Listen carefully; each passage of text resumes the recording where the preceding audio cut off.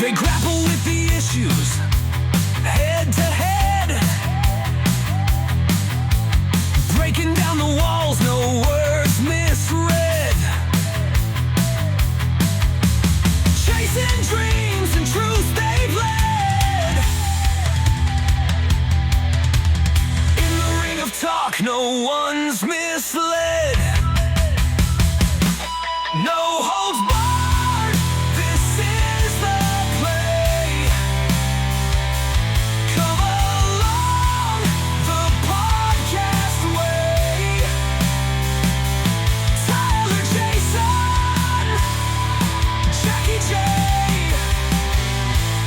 Hear the truth, no shades of gray.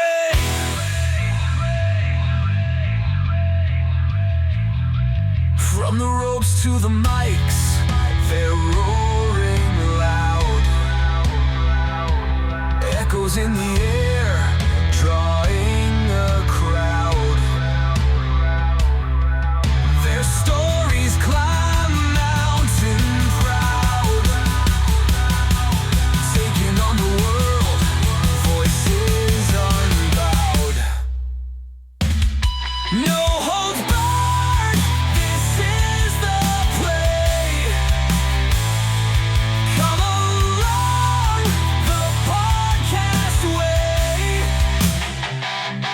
Tyler, Jayson, Jackie J. Hear the truth, no shades of gray.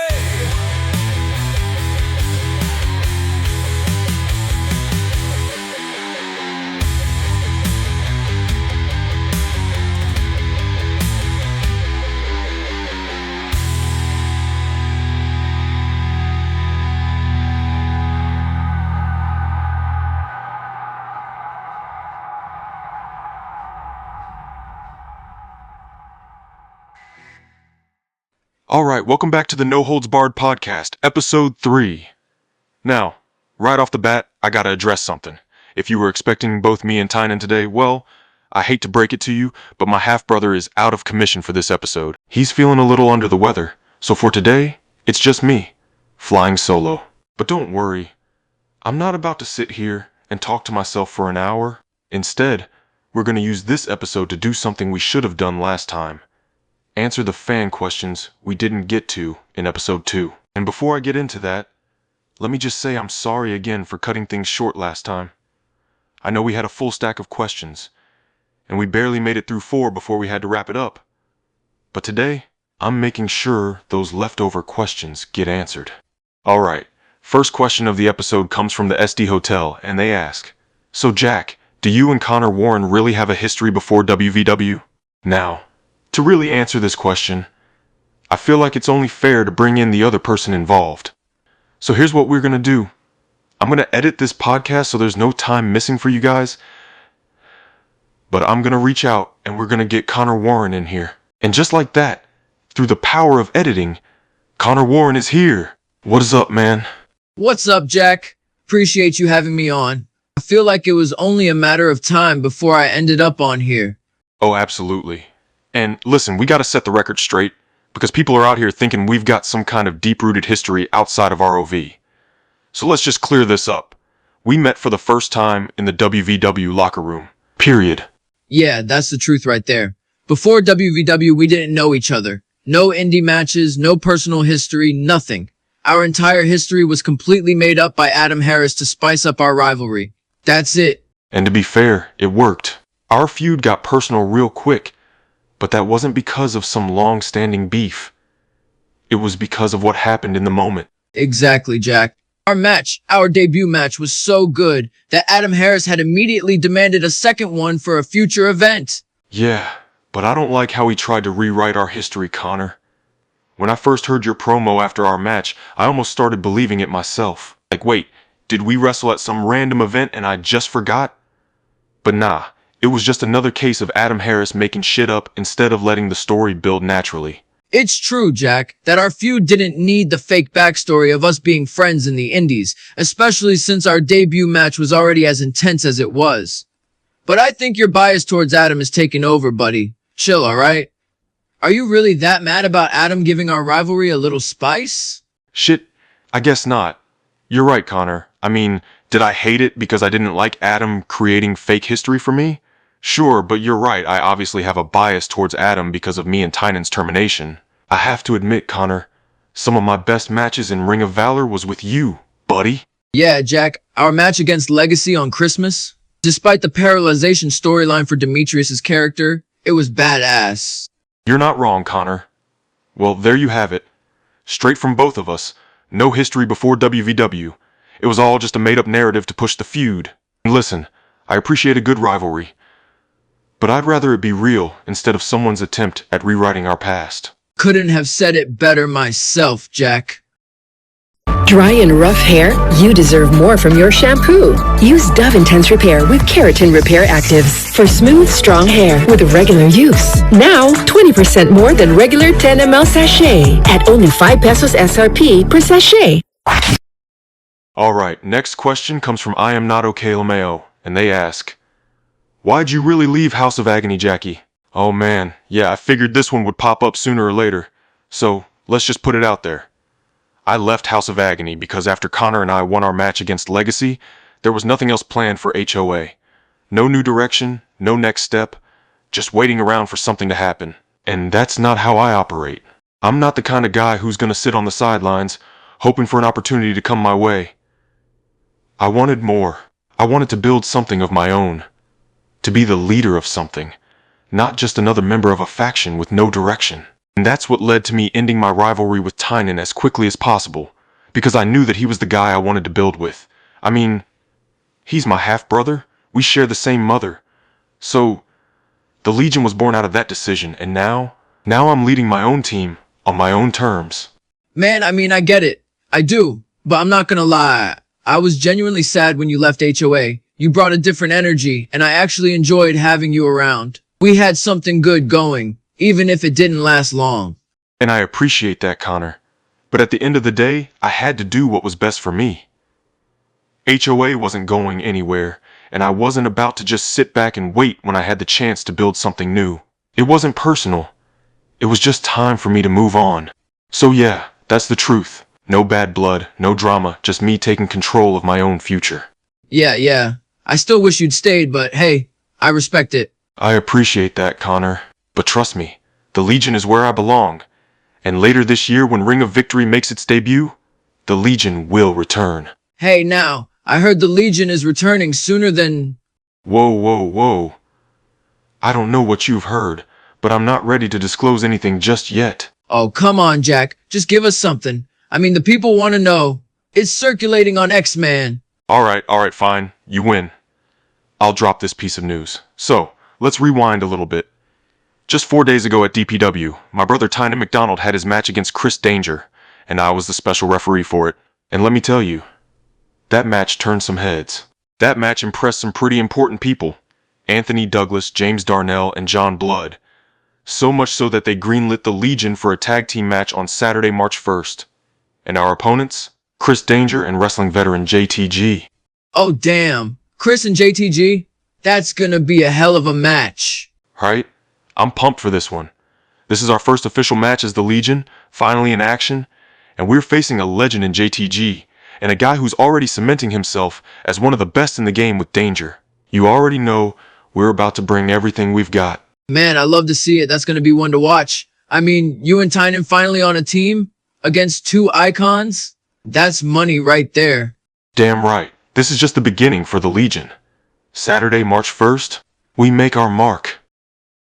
Welcome to McDonald's. Can I take your order? Yeah, I'll have a pre-meeting pump-up, a Monday fixer, and a Screaming Boss recovery. So that's 1 peppermint mocha, 1 McCafe frappe, and 1 fruit smoothie? Yep. Name your drink. McDonald's has it. We're your destination for those special flavors that help you get through your day. Get any small McCafe smoothie, frappe, shake, or espresso drink for only $2. Even the delicious new peppermint mocha. For a limited time, price and participation may vary. Alright, next question comes from What's the Status, and they ask, so what was the deal with the Bryce Johnson paralyzation storyline? That whole thing was weird. Oh boy. Connor, you kinda brought this up earlier, and I knew I was gonna have to answer this eventually. Yeah, that whole thing was a mess, Jack.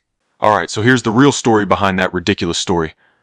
On the night of Legacy's rematch against HOA, which was supposed to be a full-on war, Demetrius Flax, aka Bryce Johnson, wasn't actually cleared for in-ring competition. But guess what? Adam Harris, in all his genius, had booked the damn match anyway, hyping up Bryce's great return. Yeah, dude jumped the gun and booked the match before getting confirmation that Demetrius was even clear to wrestle. So, instead of admitting his mistake and rescheduling the match, Harris decides, oh, let's just come up with some rushed, nonsense storyline to write Demetrius out of the match at the last second. So what does he do? He has a story set up where Elijah Dixon had attacked Bryce Johnson backstage before the match. And instead of just saying he got injured, they went full soap opera and had him be paralyzed. Like, are you kidding me? Bro, it was so bad. And what made it worse was the fact that this meant the actual match ended up being completely one-sided. King Zeb Jones was basically walking into a handicap beatdown because Harris refused to just, book something else. And to make matters worse, that storyline where I'm desperate to pin Zeb ended up not meaning shit because it wasn't a fair advantage. Connor, you're not gonna be in trouble with Adam Harris for being on this podcast, are you? Man, I don't give a fuck. But yeah, man, I hated it. And we knew it was a train wreck from the start. Exactly, Connor. And I'll tell you what, I hope people never bring that storyline up again, because I don't want to be reminded of how much of a waste of time it was. You love chocolate. Chocolate. You love M&Ms. Oh, yes. But your tastes have grown up, and you're just not wild about super sweet milk chocolate, so you've been avoiding M&Ms. Yeah. Well, fear no more. Huh? M&M's Dark Chocolate to the rescue. My heroes. M&M's Dark Chocolate Candies. Available wherever fine candies are sold. Alright, before we move on, I just want to take a second to thank Connor Warren for being on the show. Appreciate you coming on, man. Hey man, always a pleasure. Anytime you want me back, I'm game, Jack. Oh, I have no doubt. Alright, man, take care. Alright, next question comes from Mooncycle_ and... Oh, you've gotta be kidding me. This is what they wrote. Hey, Jayson Sucks. Alright, first of all, real mature. Second of all, Tynan's not even here to defend himself. You want to talk trash about someone? At least have the decency to do it when he's actually here to respond. And let me just make one thing very clear. Tynan isn't here today because he's dealing with pneumonia. The guy's literally out sick, and you think now's the time to take cheap shots at him? Come on. And let me tell you something else. You know what's actually impressive? The fact that Tynan managed to wrestle 2 nights in a row while dealing with this illness. He made his CAW debut on Valentine's Day against CJ, and then, the next night, he fought XG. 2 matches, back to back, while feeling like absolute hell. And yeah, he may have lost both matches. But you know what? That doesn't make him a failure, and it sure as hell doesn't mean he sucks. If anything, the fact that he even showed up and competed while barely able to breathe, that's something that deserves respect, not insults. So yeah, maybe next time you want to throw shade at someone, try picking a better time, like, I don't know, when the guy isn't literally fighting off an illness. Hey, Thirst, can I try out a few Coke Summer sound effects on you? Yes! Cool. You okay with this? Yes! And this? Yes! And what about this? Yes! Ha! Gotcha there, Thirst. That wasn't sound effects. That was a Coke. I'm no longer thirsty. You're so out of here. Coca-Cola. Open happiness. Alright, 5th question comes from King Empire 345, and they ask, are you and Jayson close outside of professional wrestling? That's a fair question. And the truth is, outside of wrestling and this podcast, Tynan and I live pretty separate lives. We're not constantly hanging out or calling each other every day or anything like that. When we're in the ring or working on something related to wrestling, sure, we interact a lot, but when the cameras aren't rolling, we each have our own things going on. For me, my life is all about my family. My wife, who, ironically, is named Jackie, and our 10-year-old daughter, Samantha, who's actually going to be 11 later this year. So when I'm not wrestling, I'm spending time with them, focusing on being a husband and a dad. Meanwhile, Tynan lives out in Indiana with our birth mother, Janet. And here's where things get kinda wild. Tynan and I, we didn't even meet for the first time until 2017. By that point, we were already grown adults. It wasn't like we had some long history growing up together or anything like that. And the reason for that is because when I was born, Janet put me up for adoption. I didn't actually reconnect with her until 2015, and then a couple of years later, that's when I finally met my brother. So yeah, it's been a bit of an unusual journey for us, but that's just how life played out. So to answer the question, are we close? In the world of wrestling, sure. For the No Holds Barred podcast, sure. Outside of it, not really. We live very different lives, and while we are obviously connected by blood, we didn't have that traditional brotherly bond growing up. But hey, it is what it is. With that said, I wouldn't give Tynan up though. Not for anything in the world. Progressive presents Mindflowness with Flo. You have achieved total unity by comparing insurance rates with competitors and choosing the best rate for you. Now you are at one. Like a pro athlete playing yourself in a video game. They got your nose wrong. You forgive them.